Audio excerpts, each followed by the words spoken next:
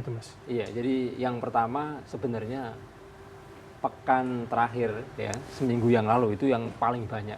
Jumlahnya sampai bertambah korban keracunan itu sampai 2.000 lebih. Oke. Gitu.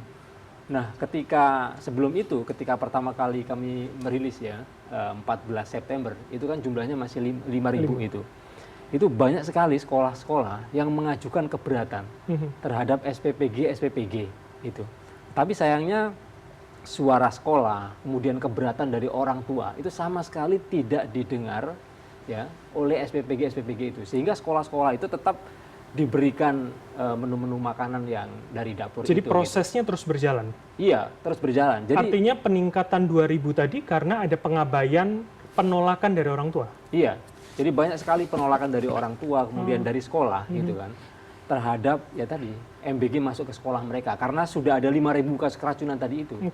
Tetapi SPPG tetap kirim makanan, sehingga kejadian minggu kemarin di satu SPPG yang sama hari Senin keracunan, itu hari Rabu ada kasus keracunan yang sama. Di SPPG yang sama, di dapur yang sama gitu. Jadi menurut saya yang paling fatal adalah SPPG kemudian BGN ini tidak mendengarkan suara dari sekolah, tidak mendengarkan suara orang tua, tidak mendengarkan tangisan anak-anak yang berjuang menyelamatkan nyawanya itu. Mas Ubed, saya pengen masuk di situ dulu. Artinya Senin terjadi, Rabu terulang. Apakah sekolah tidak ada tindakan pencegahan kalau memang sudah pernah terjadi 2 hari yang lalu? Iya, saya konfirmasi ke sekolah. Sekolah sudah komplain, sekolah sudah menolak. Tetapi kalau dapur tetap ngirim gimana?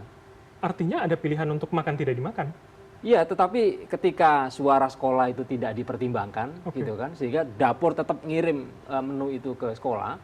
Bahkan sebelum itu kan dapur bikin surat pernyataan ke sekolah-sekolah itu kan, bahwa sekolah yang bersedia dikirimin makanan itu ya dia nggak bisa menolak, termasuk ada kasus keracunan, sekolah yang harus tanggung jawab. Gitu. Gitu.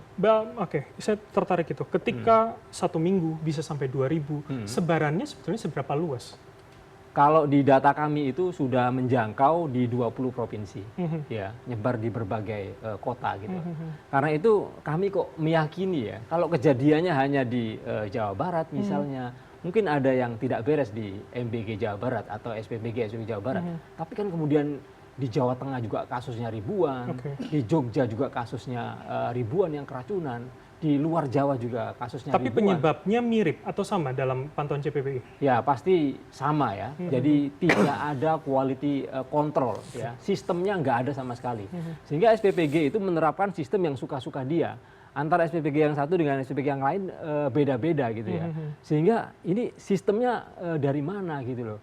Nah ketika kita telusuri ada banyak kasus keracunan di sekolah-sekolah itu, kemudian kami ini kan bergerak ya, aktivis di sektor pendidikan. Kami punya hubungan baik dengan dinas-dinas pendidikan.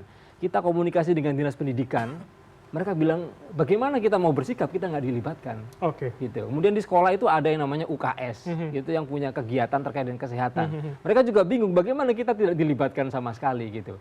Sehingga dari BGN ke dapur langsung ke sekolah. Berarti maksud Anda top down semuanya? Iya, semua di level sekolah itu. Sekolah itu hanya jadi objek saja. Gitu ya. Sampai guru-guru juga bingung, mereka harus menghitung ompreng, membagikan ke anak-anak, kemudian kalau ada ompreng hilang harus tanggung jawab, kemudian sampahnya itu siapa yang beresin dan seterusnya. Itu ada tugas guru yang bagaimana ini mau nggak mau harus dia lakukan gitu. Dan ketika hari ini itu pemerintah pembelajaran merespon sekolah dengan cepat menutup SPPG yang bermasalah, seberapa itu kemudian bisa menjadi solusi sebetulnya menurut JPPI? Jadi di sekolah-sekolah itu kami menemukan masalahnya salah satunya keracunan.